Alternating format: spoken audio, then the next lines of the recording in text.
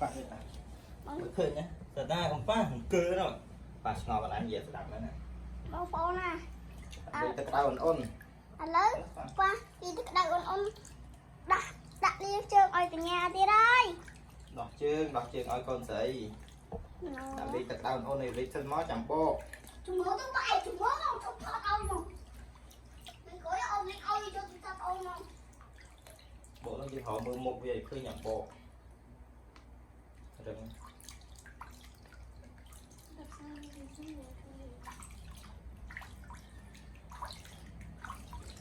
Đi xuống mấy con. Con ơi, đi xuống mấy con. Ta tại thì lên bụng lên bụng đi kìa. Ta khỏi ta không lên đi. Chứ họ một về cứ nhận bộ nó sủa rồi. Chạy mà.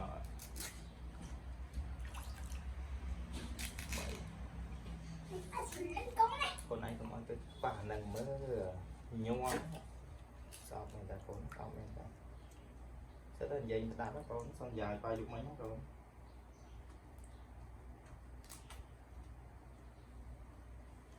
còn một khơi cho nó kia đâu mà nhẹ nhàng kia đụng vào từ quần mạo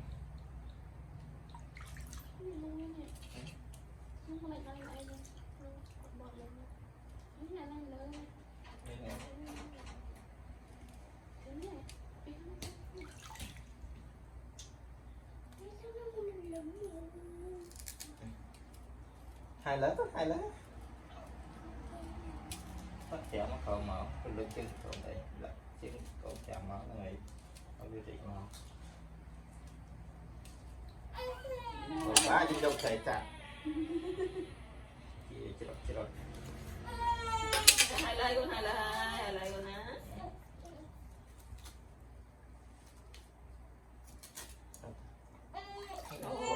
có chơi con đầu chơi nè chơi con tư mặc bộ tại một số nè hai lá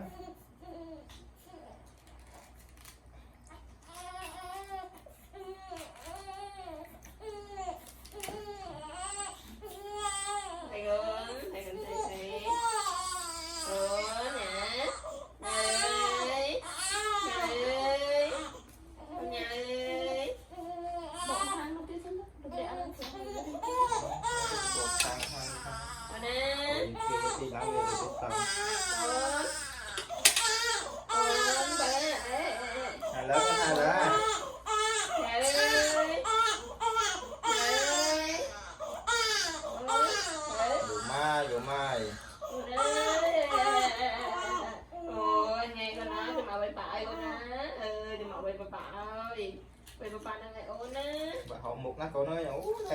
chơi mà nè khởi bát khởi một bát khởi một bộ lươn hai khởi một bát rồi nè ở trên một dạng mót bộ mót lươn này bộ dầu ôi tôi thầy bà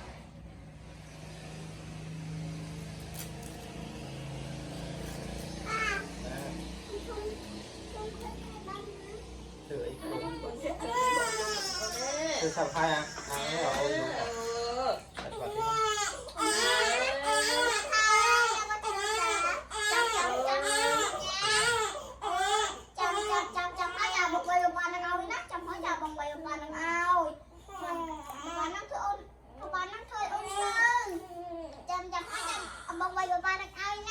hai lá con Ba nó thôi ôi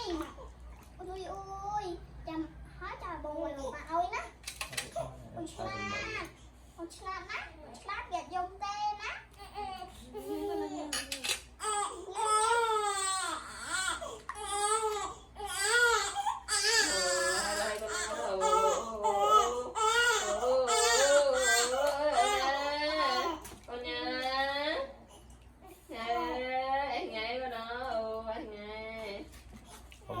và hầu một cái bọt cho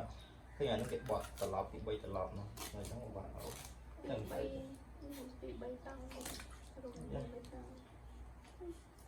Mà còn ai nghiện mới sợ sắp tới cắt tay chút thôi á mới thì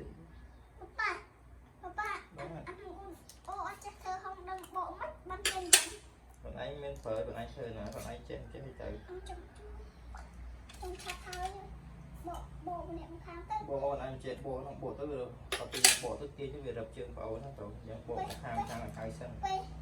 anh nó cùng toàn anh lên về còn từ những kia chứ về tăng trường phở nó chả bông ngoài vào. Là thị trường ở nữa nha.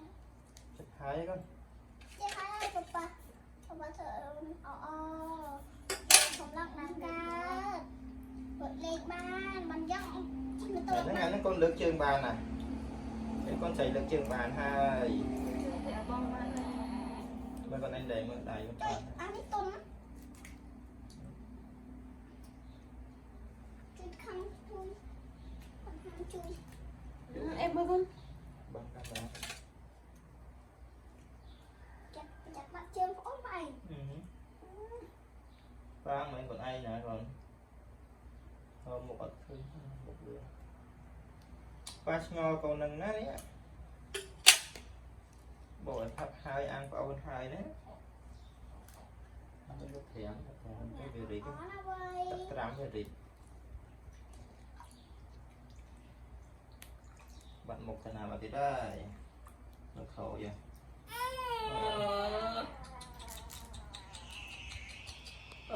nha còn nè tới nè nào nó đã chung còn nè mà ba lên đây nè ơi còn nè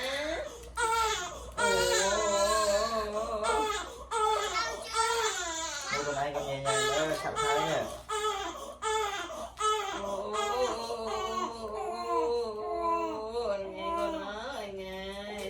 một cái lần lọc một lần không khơi một bạn bỏ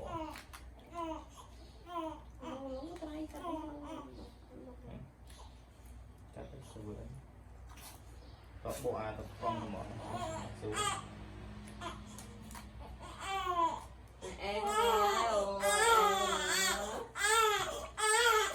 ba con ba hai lớp đã cái phải tới nha mới bay lại thương mới tận trình một cái dáng sùi các cái đất này kẹp về nè trên đó sẽ lấy nó sùi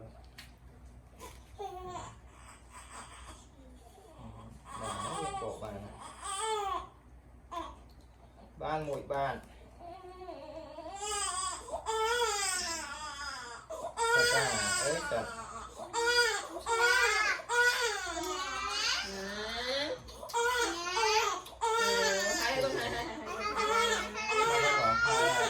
hai ba đây này hai này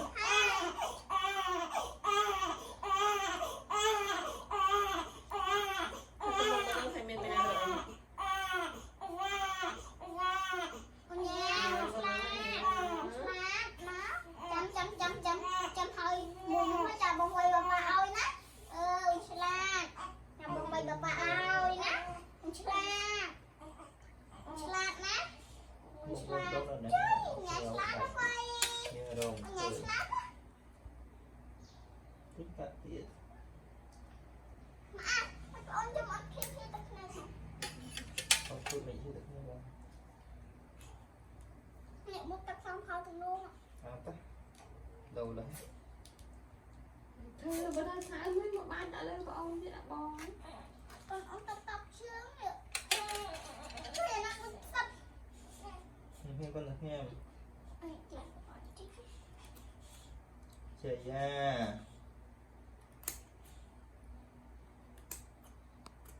đặt trường của ồn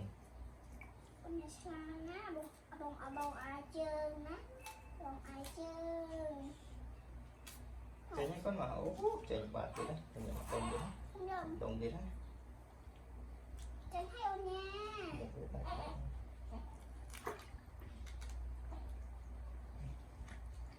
bỏ luôn muốn một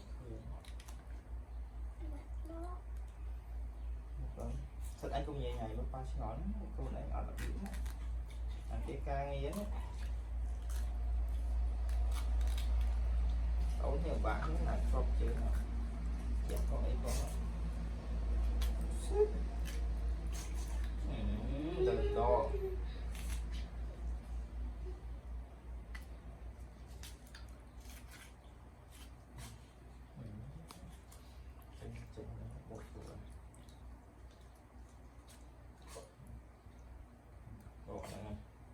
hay hơn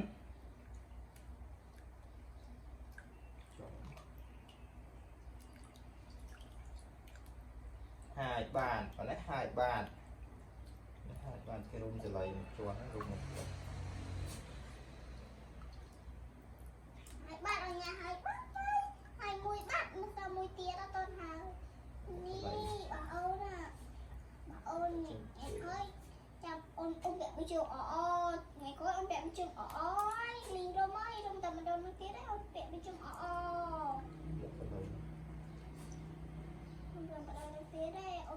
cha vơi trường cái cha vơi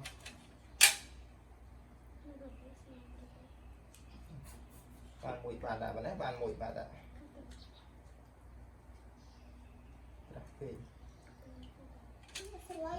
chặt bạn hai cái đông cái slide mà nó slide slide chị phải thay slide là slide nè ôn hai cô chưa ôn không cho rung mặt tự thấy cái này mà bố mà mình chui tới còn ai mới nè bố mình chui còn ai tê cái tập tiền nhẹ nhai gì đọt tránh nó trai bàn mùi nó dù á nó bán hãy có thấy hải bạt làm khá tiền bông bay bạ ơi phải ở nhà bông bay bạ ơi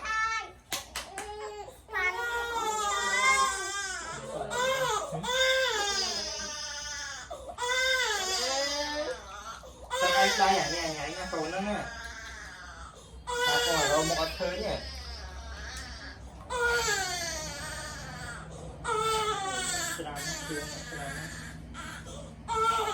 ui tao bị đi mất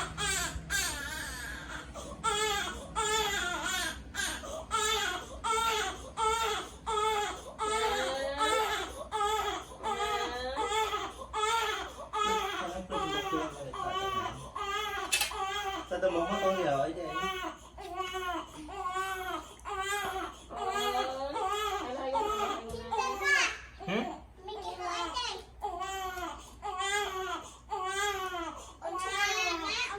sân nó mới đặt tay nó nghĩ rồi biết là pha con ở đâu nó khơi nhé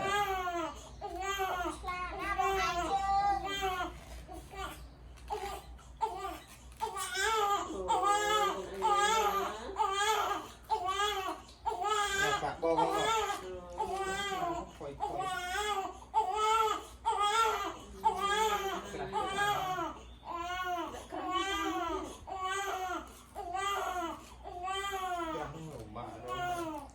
một cái rung là lọt tới là lọt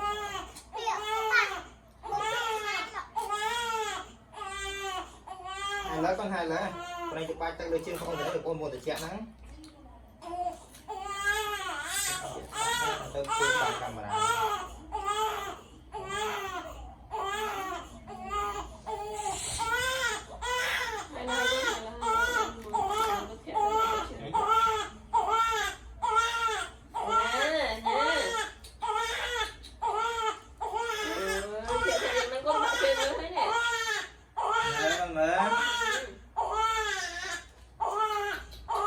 nó bà hồng một bây giờ bà đặt thẻ mà nó chỉ ở dưới tương lai nếu ăn được bộ biển tranh xong làm đến mọi việc gì cái là trong cái đợt rơm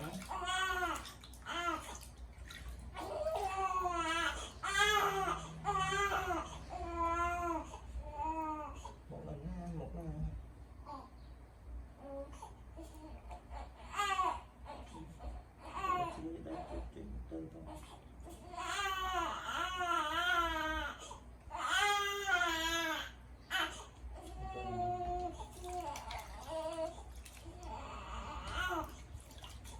hài lái con hài lái mong mở bà này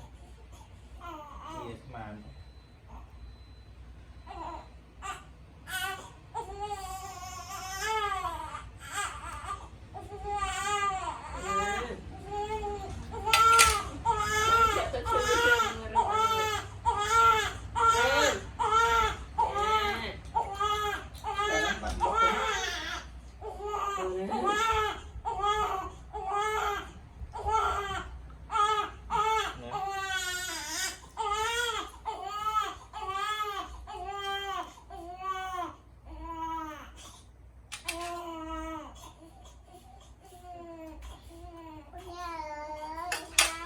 ôn bả ông slide chụp giùm nó ông slide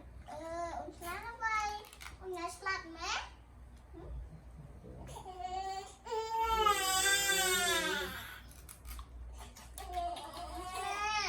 còn tận lót cái là còn cram nó bị cram rồi nó chờ lớp làm rồi nó tôi mua tờ rừng mình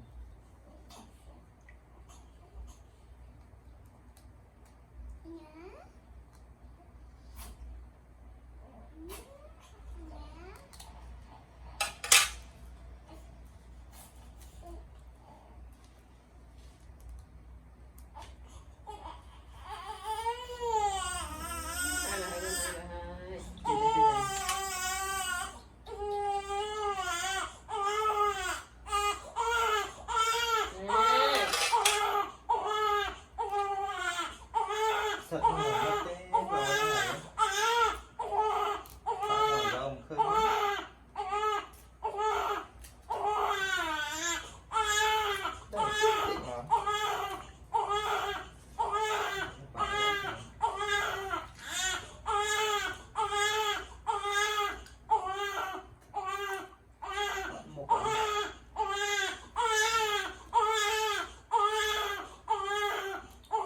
con này đấy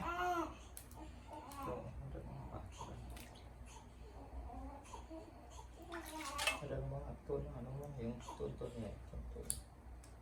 có thể tôn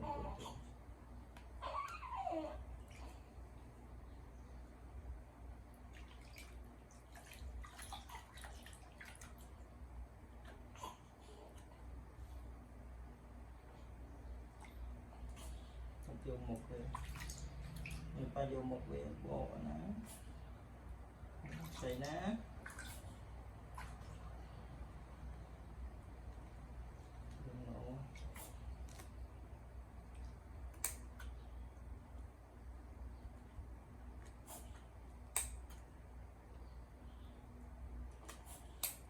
đơn độ tiếp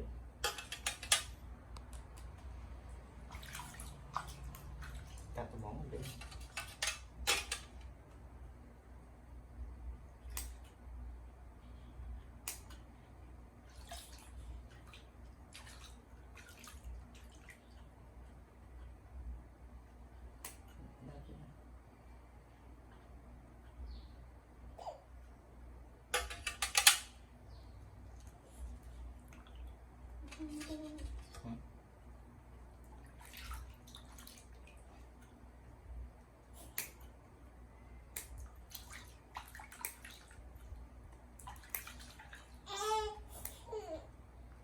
Hãy subscribe cho kênh Ghiền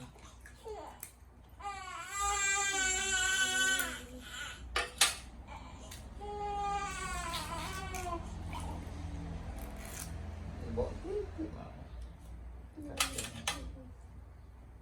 để không bỏ lỡ đây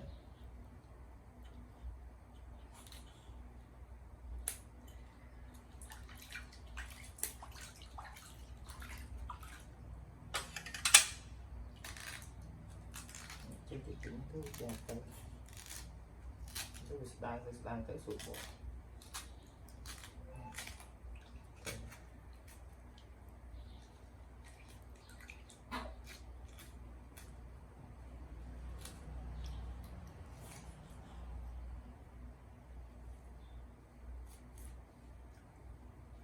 để mình muốn tới số 2 về tên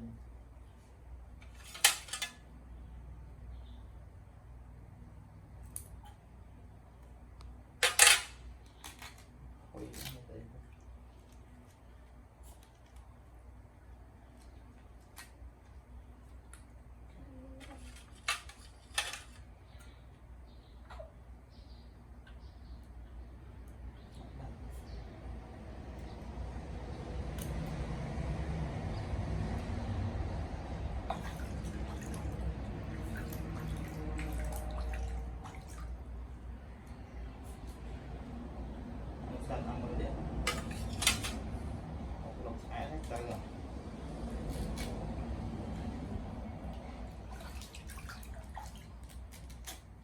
con chảy ơi.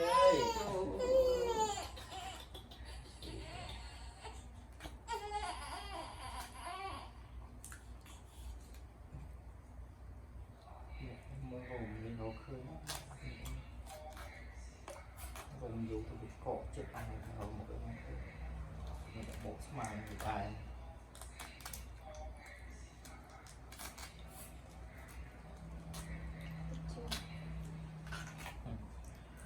này ấy bạn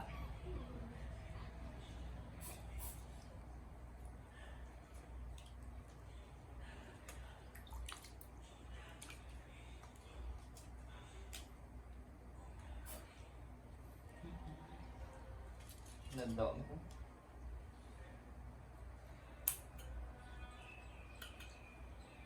sao rồi tay bạn mình đã lương một ba lần rồi ba mà con thế này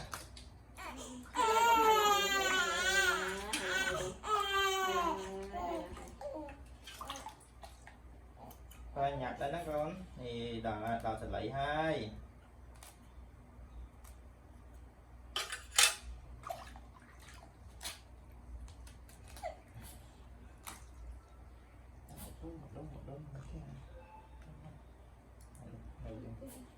chừng hồ một bữa thương những bộ với sẽ tập bạn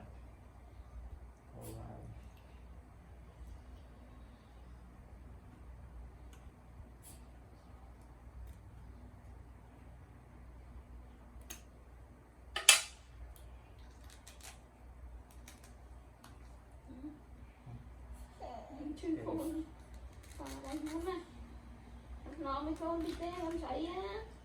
chuột nó có nó chuột này một khép về mình sẽ đánh số 2 khép cái hạt trên bạn một màu thì nó bạn một đồng liên hoàn cái số nè giờ một lượt khơi 2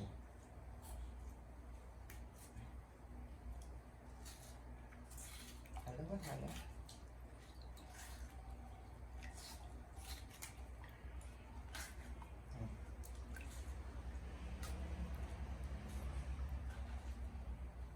bạn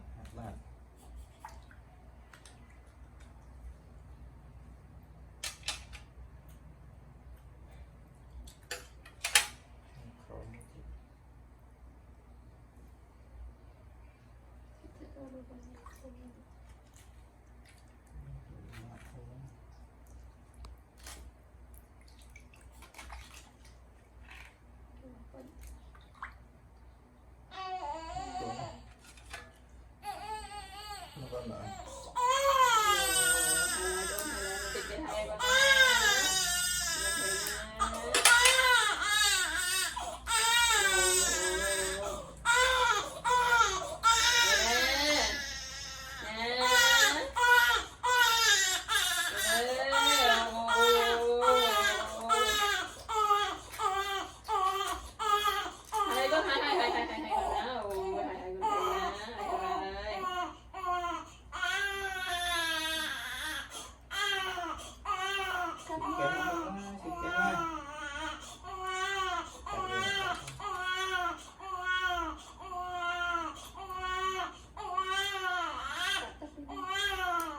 bà cắt ai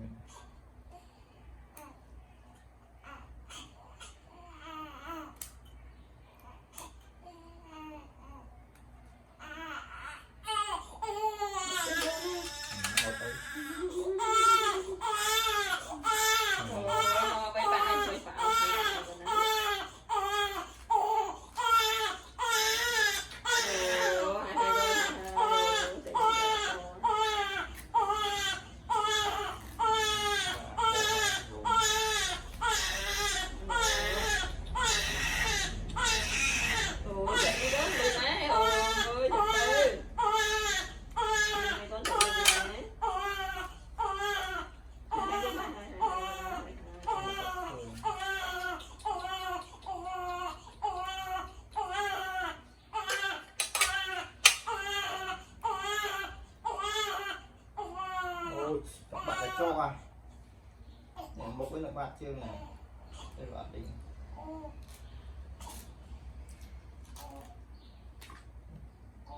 Đấy, con thấy ấy. Đó khẩu mấy cần mất lệch lệch ta bạn thêm lệch